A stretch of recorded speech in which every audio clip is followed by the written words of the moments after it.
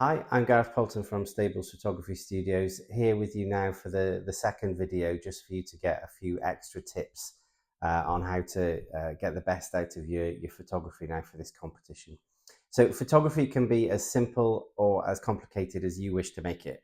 Having seen the results now from the primary school competition, I was genuinely blown away with the simple quality of some of the photos, and it highlighted to me that it's really important for you to remember to stay and keep things as simple as you possibly can. It was the most simple photos that won in each category. So it's easy to get carried away with clever techniques and compositions, but it's worth asking yourself the question, how could I make this more simple? Always look to make the photo as simple as you can make it. Some photos need to be complicated to achieve what you need, but don't be complicated just for the sake of it. So when judging the photos, for me, it was all about the gut reaction to how the photo made me feel, and then maybe considering some of the other factors, some of which I'm going to run through now for you. Such factors include the composition, the lighting, the sharpness, and those things are all really important to the overall outcome of a photo, but they're also all open to interpretation uh, artistically. For instance, sharpness is about how non-blurry the subject of your photo is and how good do they look. But you could easily use blurring as part of the creative process if that's the outcome you intended. So it's just really important to think about those things and make sure you've got all those factors in place. So we're going to go through all of those things now. You decide on what you'd like to achieve, and then it's up to you to have the skills to make it happen in camera, which is why it's a really good idea to stay simple. The more difficult your mission that you set yourself on what you want to get, then the harder it is to achieve that in camera. So once you've chosen your subject, I think the most important factor to consider before anything else is the light. How are you going to light your subject? I truly didn't understand the importance of this until I started asking myself why my photos didn't look good as the ones I was seeing in magazines and things like that. Eventually the penny dropped that I really wasn't looking at light properly, and that it wasn't new flashy lenses or cameras or anything else that I needed. You can do whatever you want with very simple equipment once you understand the light and how that's affecting your subject. So there are lots of rules in photography. It's better to think of them as guidelines to get you started. So following those guidelines will help you get better photos initially. But it's useful to know what the rules and the guidelines are, so that sometimes you can deliberately break those guidelines for artistic effect if you think that's what's needed. So when we're talking specifically about light, which I think is the most important factor, there are three parts of light to consider. So the quality of the light, the quantity, and the direction. So an easy way to describe quality of light is to think of an example of hard and soft light. And the easiest way to think of what is hard and what is soft light is to think of a sunny day with bright light and deep shadows. It's a very harsh, hard light. So you're going to have lots of very bright things, and then you're going to have lots of very dark things because of the shadows and how hard that light is to create those deep shadows. Whereas soft light on a cloudy day is the direct opposite. So you've got this beautiful, soft, diffused light that's not creating really bright spots, really dark spots. It's much more in the middle. There's still enough of it around so that you can create shape with the light, but it's not as harsh as that bright sunlight. Cloudy days are brilliant for portrait photography of people. So on a sunny day, there's lots of contrast and colors. The colors will be deep and saturated with that light. So that's something to bear in mind. If you're taking a landscape, you probably do want some nice contrasty hard light, whereas I said for portraits, cloudy day is your friend. But both could be exactly what you need or don't need, depending on what you're photographing, what your subject is. That's something that you have to think about. For instance, the portrait soft light on the cloudy day is the easier thing to manage. It's difficult to take really good photos of people in bright sunlight. You have to manage that light direction. really carefully to make sure that you're not getting, frankly, ugly light landing on your subjects. They're not going to thank you for it. Whereas a landscape looks fantastic in bright sunshine. Quantity of light is exactly how it sounds. How much light is there falling on the scene? So you have to think about that light exposure in the camera, and how much, do you want a really bright, vivid subject, or do you want something a little bit more dark and moody? Both are perfectly possible. So just have a think about what you might like to do first. Experiment with both. So that's a very straightforward one compared to the quality of light. And direction is a nice simple one as well. It's critical to the outcome.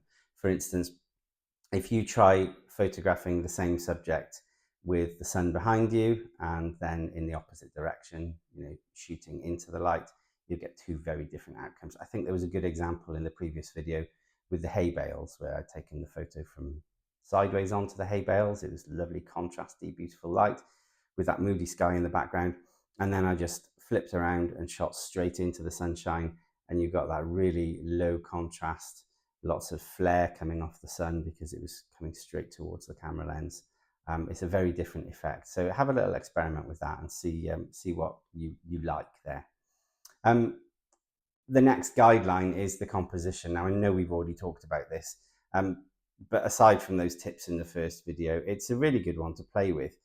Think about getting in close.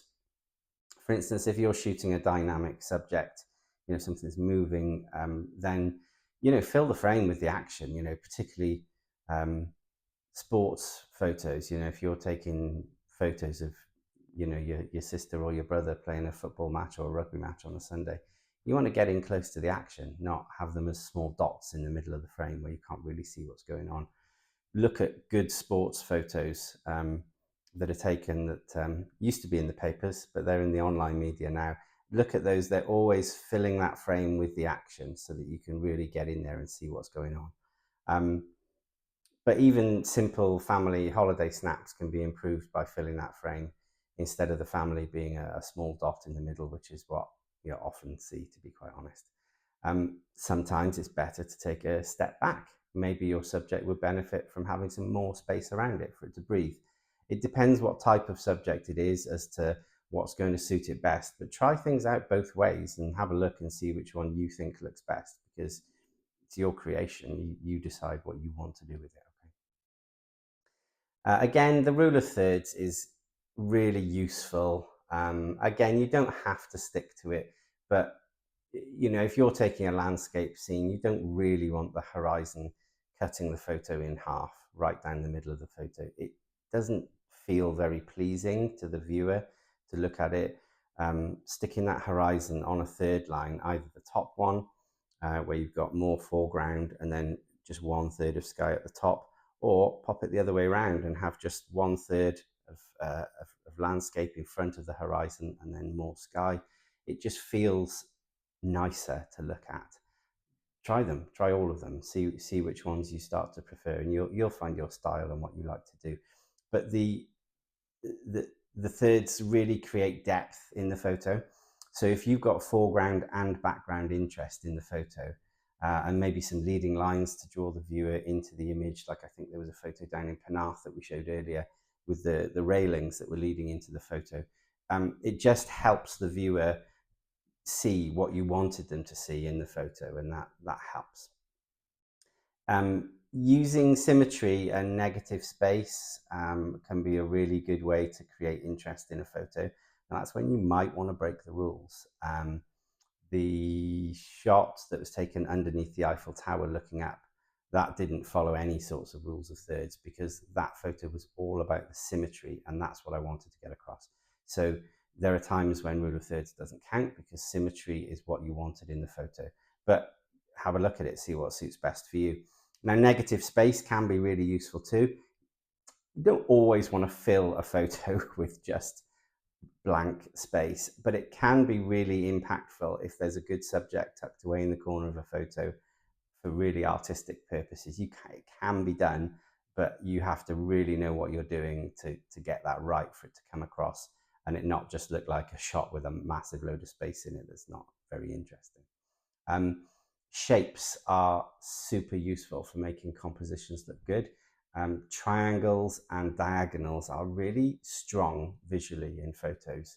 If you have a look at some good photos that you just like the look of, you're drawn towards them, you will often find that there are diagonals, there are triangles in there amongst the shapes of the, I don't know, whatever it is, the landscape or the subject, that draws you into the photo. And that's actually why you like it, even though you don't realize that's why you like it. So try and think about those things as well. And finally, get things as right as you possibly can at the point of pressing the button. Okay, so you are, even from the simplest example of that, where it's maybe a piece of litter in the foreground of your landscape photo, go and pick it up. Pick up that crisp packet that's in the way, aside from the fact that it's a good thing to do for it to be taken away from the floor and put in a bin. Don't leave that in your photo to be, photoshopped out later or something like that. Try and do as much work as you can on the composition and on the photo and how you want it to look before you press that button. Don't just press the button and then think, oh, well, I'll edit things to look nice later. You need to be getting that as right as you possibly can before you press the button, and then the photos are going to look great. And that comes down to everything: the composition, the light, the crop of the photo, everything that you want to see in that final image. Try and get as much as of you can in the viewfinder or on the screen before you press the button, okay? So that takes me on to the very last point, which is the editing of the photo. I cannot stress enough that less is more. A small crop or a straighten could be really useful. Try and avoid wonky horizons unless it's a deliberate compositional factor. There's nothing worse than seeing a really nice photo, and there were some lovely ones taken by the junior school kids where they'd taken photos that had horizons in them or water lines or something like that, and they were a little bit wonky, and it's distracting, and ultimately it could be a reason that the photo was ruled out. So just try and get things nice and level, unless it's deliberately done for another reason. So yeah, tweak those horizons, make them look good. A little tweak to the contrast, the saturation and the brightness can usually help just a little bit, but or a black and white conversion if that's the type of thing you're going for. But please, please don't overdo it. Many lovely photo has been ruined by truly awful editing. It's rare that it's the editing that we want to see in a photo. We want to see what the photo looks like. The editing should just be there just to complement the photo and to make it look as good as it can without it being the star of the show, okay? So good luck taking all your photos. I cannot wait to see all your submissions. I hope plenty of you enter. We had some amazing submissions from the junior school, or all the junior schools who entered. And I'm really looking forward to seeing what you guys can do as well. So good luck with that, okay?